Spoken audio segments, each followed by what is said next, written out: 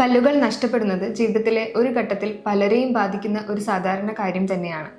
അതിനോടനുബന്ധിച്ചുണ്ടായേക്കാവുന്ന കോൺസിക്വൻസസിനെ കുറിച്ചും അതുമായി ബന്ധപ്പെട്ടിട്ടുള്ള ട്രീറ്റ്മെൻറ്റ് മെഷേഴ്സിനെ കുറിച്ചുമാണ് ഞാൻ ഇന്നിവിടെ സംസാരിക്കാൻ പോകുന്നത്. ഹായ്, ഞാൻ doctor Anjana, MAcare diagnostics and പോളിക്ലിനിക്കിൽ ഡെന്റൽ സർജനായി വർക്ക് ചെയ്യുന്നു.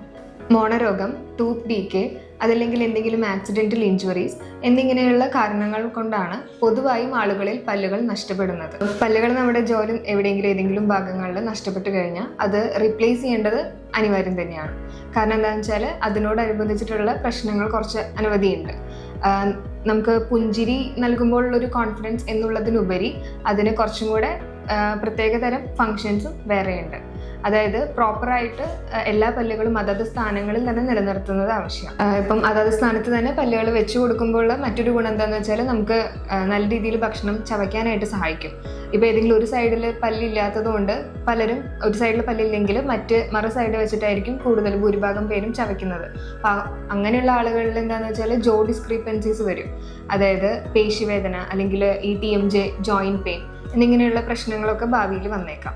അപ്പോൾ എപ്പോഴും അതാത് സ്ഥാനങ്ങൾ എങ്ങനെയാണോ പല്ല് നിലനിന്നിരുന്നത് അതേപോലെ തന്നെ നിലനിർത്തേണ്ടത് അത്യാവശ്യം തന്നെയാണ്. പിന്നെ നഷ്ടപ്പെട്ടിട്ടുള്ള പല്ലുകൾ നമ്മൾ അതേ പൊസിഷനിൽ തന്നെ നിലനിർത്താതെ വരുമ്പോൾ, അതായത് പല്ലെടുത്തതിന് ശേഷം ആ സ്ഥാനത്ത് അതാത് സ്ഥാനങ്ങളിൽ പുതിയൊരു പല്ല് വെച്ച് കൊടുക്കാതിരിക്കുമ്പോൾ വരാവുന്ന കോൺസിക്വൻസസ് എന്തൊക്കെയാണെന്ന് വെച്ചാൽ പല്ലുകളുടെ ഇടയിൽ വിടവുകൾ വന്നേക്കാം.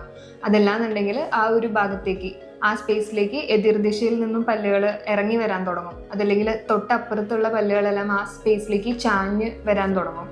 അതുപോലെ നമുക്ക് ചവയ്ക്കുമ്പോഴാണെങ്കിലും സംസാരിക്കുമ്പോഴാണെങ്കിലും ഒരു ബുദ്ധിമുട്ടൊക്കെ ഫീൽ ചെയ്യും. അപ്പോൾ അതൊക്കെ ഒഴിവാക്കാൻ വേണ്ടിയിട്ട് ഈ പ്രോസ്തെറ്റിക് പല്ലുകൾ വെച്ച് കൊടുക്കുന്നത് തന്നെയാണ് നല്ലത്. ഇതിന് പലതരത്തിലുള്ള ട്രീറ്റ്മെൻറ്റ് ഓപ്ഷൻസ് അവൈലബിൾ ആണ്.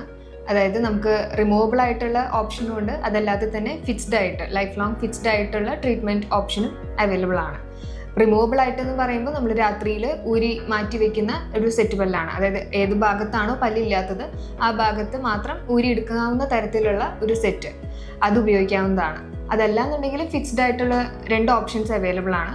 അതായത് ക്രൗൺ ആൻഡ് ബ്രിഡ്ജ് എന്ന് പറയും, അതല്ലെങ്കിൽ ഇംപ്ലാന്റ് എന്ന് പറയും. അതായത് മോണയുടെ സപ്പോർട്ടോടുകൂടി നമ്മൾ പല്ല് വെക്കുന്നതിനെയാണ് ഇംപ്ലാന്റ് എന്ന് പറയുന്നത്. അതല്ലാതെ തൊട്ട് അപ്പുറത്തും ഇപ്പുറത്തുമുള്ള പല്ലുകളുടെ സപ്പോർട്ട് എടുത്ത് ചെയ്യുമ്പോൾ അതിന് ക്രൗൺ ആൻഡ് ബ്രിഡ്ജ് എന്ന് പറയുന്നു. ഇത്തരം ട്രീറ്റ്മെന്റ്സിലൂടെ നമുക്കുണ്ടായേക്കാവുന്ന ഇൻസെക്യൂരിറ്റീസ് തടയാനും കോൺഫിഡൻസ് ബൂസ്റ്റ് ചെയ്യാനും സാധിക്കും. Thank you.